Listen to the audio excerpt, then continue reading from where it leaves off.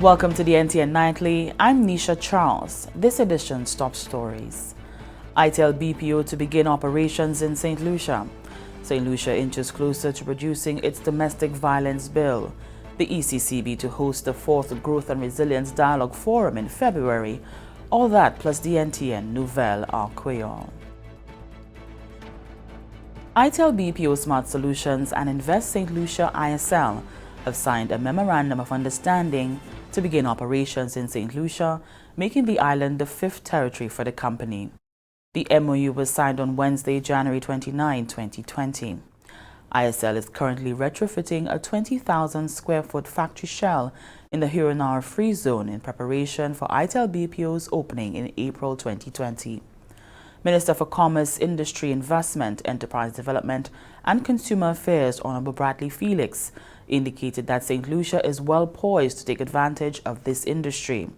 Honorable Felix, noting that ISL has brought on board an investment partner that appears to want to invest in the wider community as a responsible corporate citizen, said this will be beneficial to the country and employees of ITel BPO.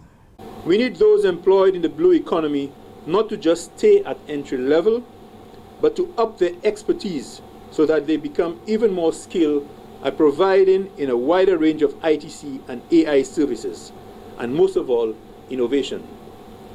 Imagine if attracting BPO and KPO companies of the highest caliber, like ITel BPO, also led our country to invest in ancillary support that these companies need.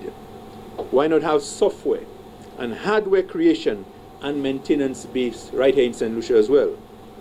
Imagine if this small step became a platform for making St. Lucia a hub of technological innovation in expanding to robotics, artificial intelligence, and much more. Chief Executive Officer of Invest St. Lucia, Roderick Cherry, explained that the BPO facility will house 150 employees initially in the global services sector, with an aggressive growth plan to be undertaken by ITel BPO. The CEO added that ISL has a critical role to play in reducing the unemployment rate in St. Lucia, particularly among young men and women, by half within 3 years.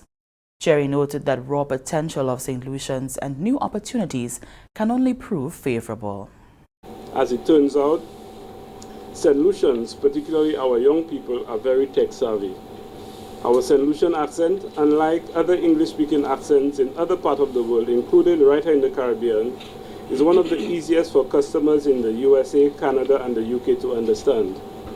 Our people are eager for opportunities and are very receptive to training, learning fast and applying consistently what they have learned.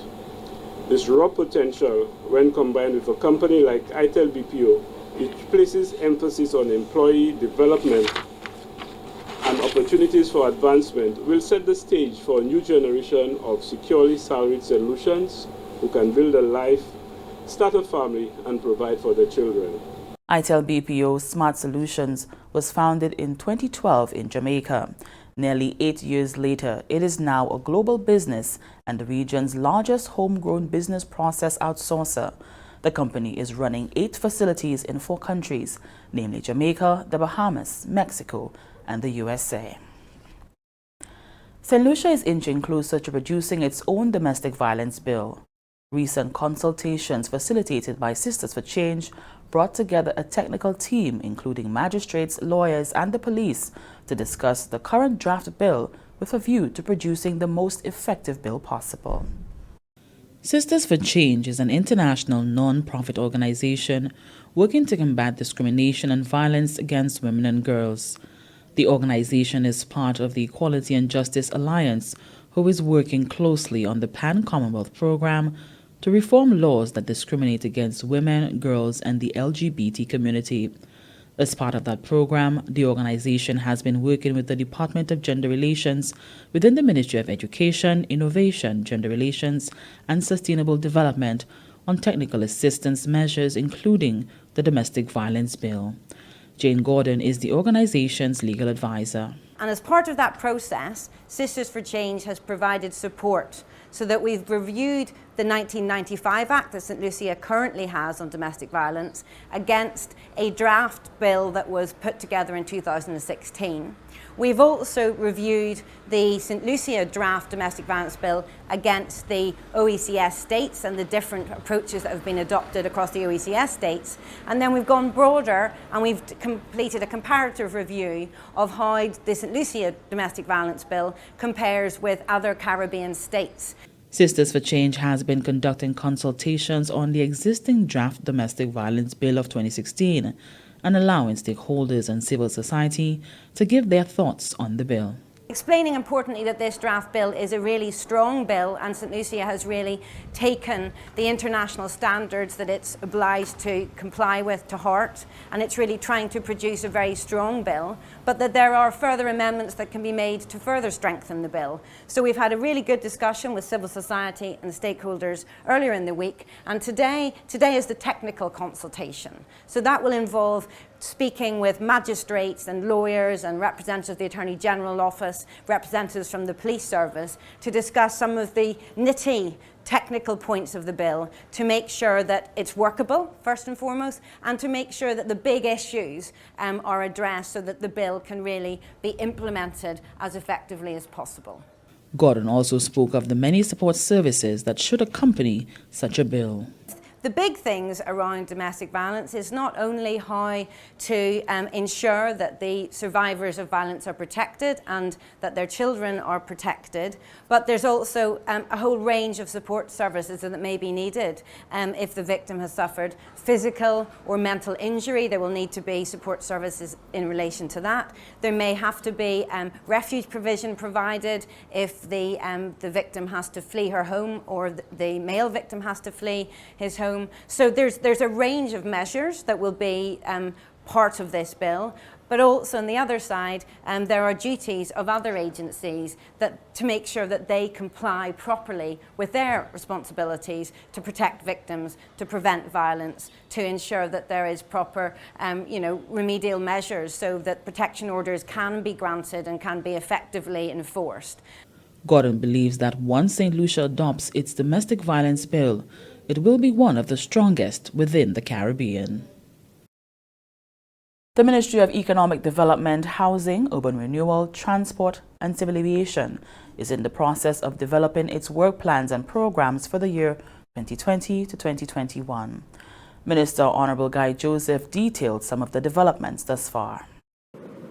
We are in the process of reviewing our relationship with ECA and to explore all other possibilities of realigning ourselves to a civil aviation authority that would better respond to the needs of Saint Lucia. And I know that we are part of the OECS, but arrangements are made, and we see the challenges that we encounter in getting basic things done from that level. As we move forward, we will be giving you a lot more information because we are already exploring the other possibilities. The Permanent Secretary at the Ministry of Economic Development, Housing, Urban Renewal, Transport and Civil Aviation, Claudia Semanuel, noted that in keeping with the government's medium-term development strategy, a country financing roadmap is being developed. It's an initiative that was developed or initiated by the PM in terms of being able to mobilize what we call climate financing. As you know, with the fact that the climate change is in the media or in the news, there's a lot of money associated with climate change. However, it's a challenge to tap into those or access those monies. And so this is an initiative to cause us to move from all the funding that is available to actually make it accessible. Saint Lucia will serve as a pilot for the initiative targeted towards small island developing states SIDS and will be supported by the UN's World Economic Fund. And this is the NTN Nightly. We'll be back in a moment.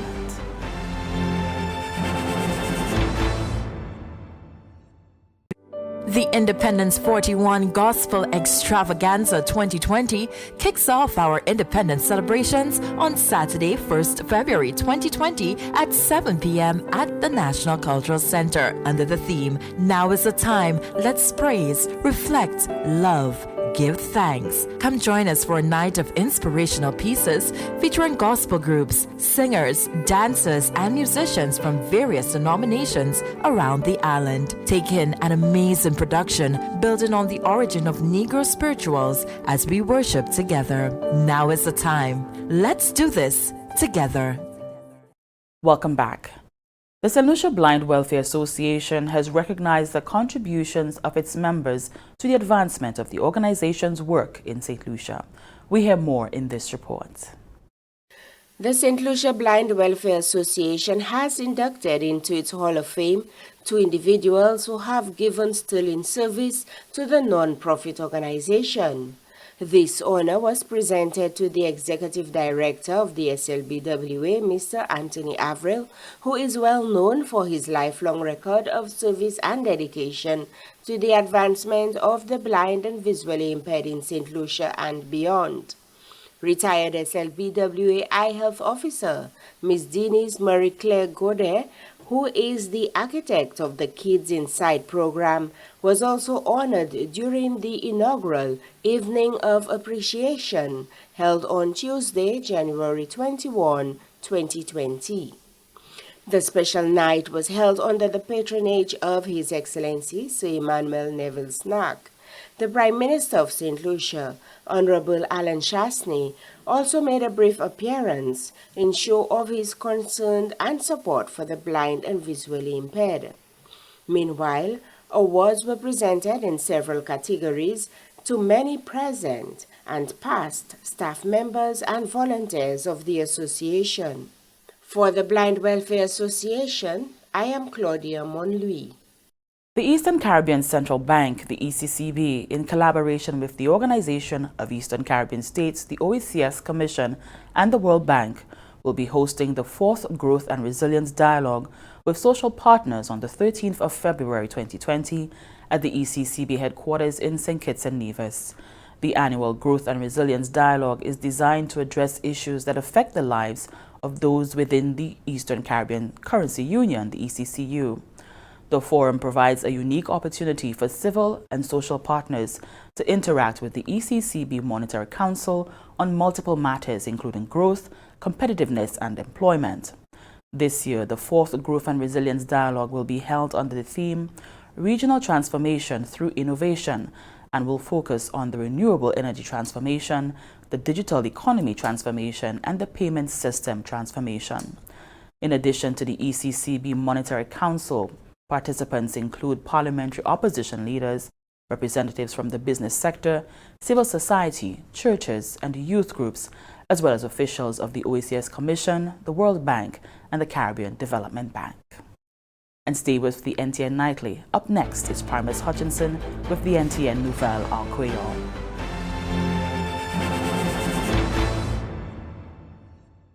Saint Lucia! Are you ready for the National Independence Parade? Celebrate our independence in a grand way this February 22nd, starting at the SAB in VG. Come experience a true Saint Lucian spectacle with amazing floats, traditional dancers, musicians, and more. Led by the Royal Saint Lucia Police Force and include communities, ministries, and business houses. Join in the excitement and let's show the best of Saint Lucia. Now is the time. Let's do this together. Welcome back. We join Primus Hutchinson for the NTN Nouvelle en Creole.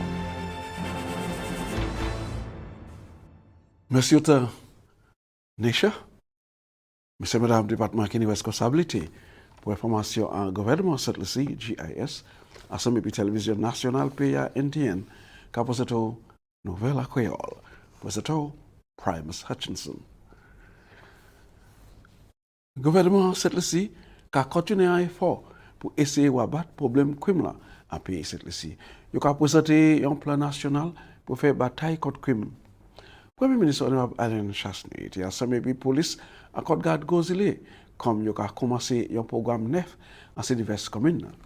Objectif initiative ça là, c'est pour engager ces communes en discussion et quitter point coup en Human Resource Development Center, un établissement pour les résidents en West Coast Village pour faire diverses activités qui ont aidé pour renforcer les suspects de ces communes là.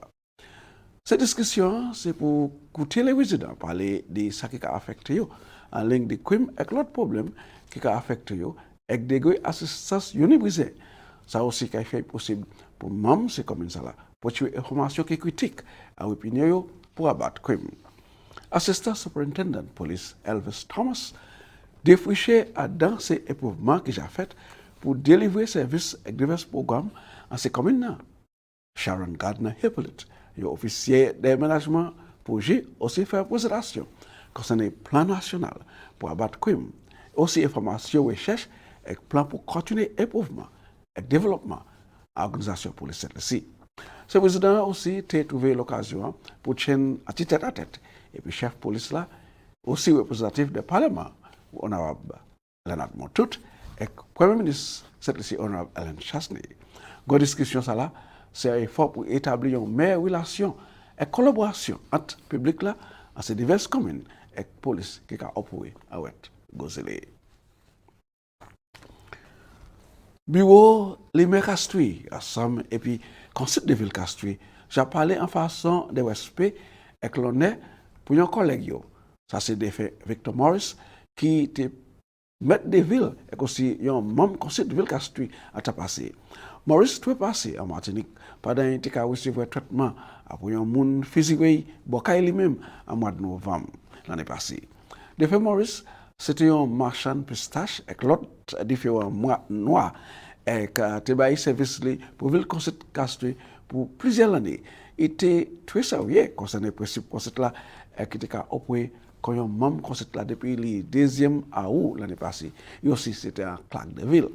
Le maire, présentement, pour Ville Castries, Peterson Francis, déclaré que la mort Maurice, c'est un grand la peine, tout bonnement, et qu'à quoi investigation police qui a trouvé malfoutia, qui l'occasionné la mort de Maurice et que la caille justice. Le maire Francis a ajouté qu'il y a perdu un individu qui était supporté autant, et que c'était un servant public qui était apporté un pile d'éducation pour travailler. Selon le maire Francis, la mort Victor Maurice, c'est un grand perdant. Pas seulement pour la famille examinée, mais aussi pour qu'on cite Ville Castries. Francis déclare que même moi, Maurice, qui vivent comme exemple pour eux qui ont une responsabilité comme chef conseil là en temps pour venir. En continuation, on va prendre aujourd'hui à son adresse Premier ministre honorable Ellen Chasney pour l'année 2020. Nous répondons attention à son agriculture. Premier ministre Chasney déclare que ce n'est pas un secret qui, en l'eau cultivateur, a quitté le secteur agricole en l'année avant l'administration était en pouvoir. Premier ministre promet qu'il ne va pas quitter cette situation, ça va continuer parce que les cultivateurs sont trop importants en pays. Il a ajouté qu'il est prêt pour savoir que l'assistance a continué pour encourager ces cultivateurs et déjà, au savoir un changement. Premier ministre Chasney a annoncé que en l'année 2016, la production figue pays a augmenté malgré des désastres naturels qui coïncident ici assez fort. Il dit que, présentement, le gouvernement travaille pour établir la place nouveau et par conséquent, la discussion a continué et puis Winfresh pour renforcer l'opération compagnie et pour agrandir le service d'exportation. Le Premier ministre l'a dit aussi. Le ministère de l'Agriculture a pris des démarches pour développer un programme qui a fait possible pour les cultivateurs vendre plus de produits locaux et pour l'année moins de produits qui ont sorti de notre pays pour raison ça. Il mentionné 7 denrées. Ça c'est soit pommes, laitiers, moulons, cantaloupe, piment belle, ananas et tamadores. Le Premier ministre Chasney a déclaré que l'année a effort pour improver le secteur des usines agricoles pour produire divers avec l'autre manger, divers jus avec l'autre manger, denrées comme l'année des usines, yon en germico et l'autre là à forasso. Et faire jeunesse pays à comprendre qu'à présent, c'est l'heure pour explorer l'occasion en secteur agricole pour produire cacao, sirop miel et soins divers animaux. Et c'est comme ça nous avons toute nouvelle là. Je vous remercie autant pour regarder Makabaw yung invitation pour venir puis moi encore c'est dire que c'est la vie n'ai pas sur l'autre nouvelle à quoi après ça makavier pour ça tout Nisha. Merci Opil Primus. And here's a look at what's happening to us weather-wise. Fair to occasionally cloudy skies with a few scattered showers over the Leeward Islands and extreme southern portion of the region. Elsewhere, fair to partly cloudy skies with a few brief showers. The Atlantic high pressure system will continue to generate light to moderate easterly winds across the eastern Caribbean region during the next few days. A weak surface trough will continue to cause some cloudiness and showers over the Leeward Islands. Low-level moisture and instability will cause a few showers to develop over the extreme southern portion of the region during the next 24 hours. Elsewhere, relatively drier and stable conditions will prevail. The tide for Castries Harbour was low at 1:13 p.m. and will be high again at 7:23 p.m. The tide for Vieux-Fort Bay was low at 2:40 p.m. and will be high again at 8:30 p.m. The seas moderate with waves 4 to 6 feet or 1.2 to 1.8 meters. The sun will rise Friday at 6:31 a.m. And that brings us to the end of the NTN Nightly. Join us next time at 7 p.m. with a repeat at 7 a.m. You can also catch up with us anytime on the Saint Lucia Government Facebook page or YouTube channel. I'm Nisha Charles.